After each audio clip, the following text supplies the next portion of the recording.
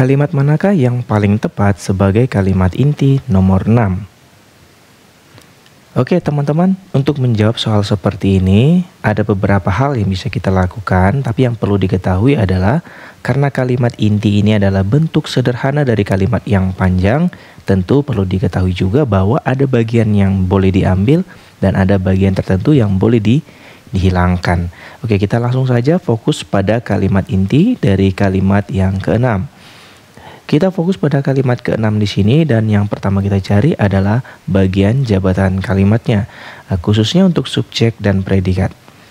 Hilangnya budaya bercerita atau mendongeng di dunia pendidikan, baik pendidikan di rumah maupun di sekolah, menyebabkan. Sampai kata menyebabkan ini akan menjadi predikat di sini, kita potong di sini dan ini akan menjadi subjek sampai sini. Subjeknya cukup panjang teman-teman dan tentunya kita akan fokus dulu apakah subjek ini akan diambil semua atau harus dibuang sebagian. Oke. Nah, yang pertama teman-teman perlu ketahui ada beberapa bagian yang harus kita buang kalau misalnya di dalam sebuah jabatan kalimat ada kata-kata khususnya nih. Nah, yang paling umum adalah seperti kata dan. Kalau kalian ketemu kata dan misalnya A dan B di dalam satu jabatan kalimat seperti subjek, predikat, objek atau pelengkap, atau keterangan. Jika kalian menemukan kata dan, jangan ada yang dibuang. Berbeda dengan kata dan, kalau kalian ketemu kata atau seperti A atau B, ini wajib dipilih salah satunya. Nah, kebetulan kita lihat di kalimat 6 tadi, di situ ada kata ataunya. Nah, karena ada kata atau, kita bisa membuang salah satu unsurnya. Biasa yang diambil adalah unsur yang pertama. Nah, ini dulu yang pertama kita buang. Dan yang kedua, yang biasanya dibuang, ada juga yang disebut dengan yang namanya aposisi. Aposisi itu keterangan tambahan yang biasa ditandai dengan adanya tanda koma di awal dan di akhirnya. Dalam bahasa lainnya mungkin seperti diapit koma. Selain koma juga diapit tanda kurung. Jadi kalau ada bagian yang diapit koma dan dia menjelaskan bagian sebelumnya, itu bisa kita anggap sebagai aposisi. Kebetulan di kalimat 6 juga ternyata ada aposisi. Di sini dan di sini. Maka boleh langsung kita buang saja, tidak masalah ya. Karena memang aposisi itu bersifat opsional. Dia boleh ada, boleh tidak. Oke. Kemudian apalagi biasanya juga ada bagian perluasan yang. Nah, perluasan yang ini bagaimana? Maksudnya adalah ketika dalam sebuah kalimat ada sebuah kata benda yang diikuti kata yang, pastinya akan diikuti juga dengan kata kerja atau kata sifat. Nah, kata yang dan kata kerja atau kata sifat ini boleh dicoret. Sisakan kata benda dan biasanya ini juga akan diakhiri dengan kata itu atau ini. Jadi tersisa misalnya meja yang berwarna putih itu akan tersisa meja itu. Jadi yang sama kata kerja atau kata sifatnya boleh dicoret. Itu untuk perluasan yang. Nah, kalau kita lihat subjek yang di sini tidak ada kata yang, jadi kita skip dulu. Dan yang terakhir adalah keterangan. Jadi di dalam jabatan-jabatan kalimat dalam subjek, predikat biasanya juga ada keterangan di dalamnya ya. Kalau dia berbentuk seperti klausa bisa, seperti frasa juga bisa. Tapi kita coba lihat dulu keterangan ini teman-teman, kita anggap dia kontekstual.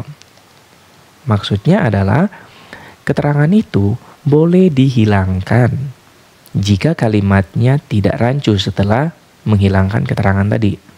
Tapi kalau keterangannya dibuang, kalimatnya jadi sedikit lebih umum atau tidak spesifik dan makna kalimatnya bisa berubah, maka jangan dibuang. Kebetulan di sini ada kata di dunia pendidikan, ini frasa keterangan. Sekarang kita coba lihat dulu, pastikan apakah frasa keterangan ini perlu dibuang atau tidak.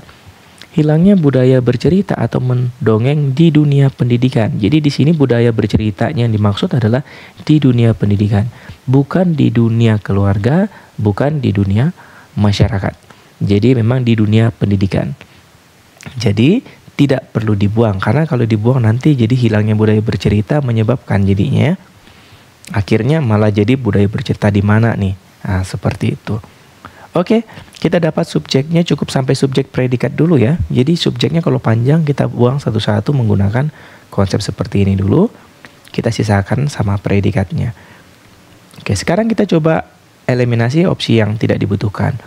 Hilangnya budaya bercerita, di sini tidak ada frasanya, jadi ini tadi yang saya maksudkan. Hilangnya budaya bercerita menyebabkan terjadinya berbagai hal negatif. Jadi seolah budaya bercerita secara umum.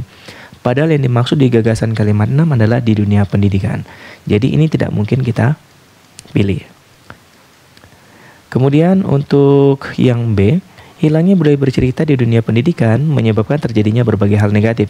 Subjeknya sama predikatnya sesuai ya dengan yang kita ambil tadi. Ini masih bisa kita pertimbangkan. Kemudian yang C, ada kata atau tapi tidak ada yang dibuang, langsung eliminasi. Kalau yang D, di sini ada di rumah maupun di sekolah ya, bentuknya masuk di aposisi tadi ya, langsung dibuang aja. Yang ini juga tidak mungkin dipilih. Dan yang E, ada kata atau di situ, kita buang juga. Oke, jawabannya kita pilih yang B. Oke, teman-teman, itu untuk soal kalimat inti. Sekarang kita masuk ke soal simulasi dari SNPMB tahun 2024-2025. Oke, kita lanjut ke soal nomor 2, masih tentang kalimat inti. Kali ini diminta kalimat inti dari kalimat 1. Kita fokus ke kalimat 1 dan langsung saja fokus pada jabatan kalimatnya.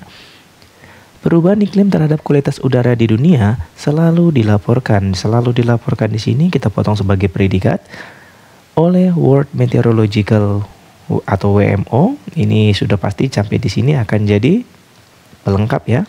Dan ini akan jadi keterangan waktu dan tentunya sampai sini akan jadi subjek. Kita sudah dapat subjek, predikat, pelengkap, dan keterangannya. Nah, kita kembali mengingat ke soal yang pertama tadi. Ada bagian-bagian yang memang biasanya harus dibuang dan ada bagian yang harus tetap dipertahankan. Kalau kita lihat di sini ada kata di dunia, bagian dari keterangan. Nah, keterangan di dunia ini apakah perlu kita ambil, teman-teman? Kalau kita perhatikan di sini konteksnya membahas tentang World Meteorological Organization. Jadi konteksnya pasti di dunia. Jadi ini tidak dibutuhkan lagi berarti ya, karena udah dijelaskan dari segi konteksnya. Kemudian tersisa perubahan iklim terhadap kualitas udara selalu dilaporkan oleh WMO setiap tahun. Nah, kalau yang ini sepertinya kita tandain aja dulu, tapi seharusnya sih keterangan tidak perlu diambil ya. Nah, kita sudah membuang dua bagian keterangan, yaitu di dunia sama setiap tahun. Setiap opsi yang ada di dunianya langsung kita buang aja. Ada di dunia di sini, langsung eliminasi. Ada di dunia di sini, langsung eliminasi. Tersisa 3 opsinya. Oke, tapi di sini ada kata setiap tahun, tapi nggak apa-apa, kita pertahankan aja dulu. Siapa tahu nanti bisa jadi pertimbangan kalau 2 opsi yang lainnya ternyata lebih tidak sesuai. Kita lihat di sini subjeknya adalah perubahan iklim terhadap kualitas udara. Ini subjek semua teman-temannya. Kalau kita lihat yang A, subjeknya udah pasti salah. Karena bukan iklim, tapi perubahan iklim yang dibahas. Ini tidak mungkin dipilih. Yang B, perubahan iklim, ya benar. Kalau yang C, iklim lagi. Oke, dari mengeliminasi opsi-opsi yang ada, kita mengeliminasi berdasarkan keberadaan keterangan di dunia dulu. Yang kedua ternyata dari jabatan kalimatnya. Oke, jadi jauh lebih mudah sebenarnya soal yang nomor 2 ini dibandingkan soal yang pertama tadi. Karena soal yang pertama tadi subjeknya jauh lebih panjang dan di dalamnya lebih kompleks. Ada bagian-bagian yang memang harus dibuang seperti aposisi, ada keterangan, dan ada bentuk pemilihan kata ataunya tadi. Nah, itu teman-teman bagian-bagian yang memang bisa dipertimbangkan ya. Selain itu, kalimat inti adalah bentuk kalimat sederhana dari kalimat yang awalnya itu kompleks atau lebih luas. Jadi jangan sampai kita menyederhanakan kalimat yang panjang menjadi pendek tapi mengubah makna gagasannya, jangan.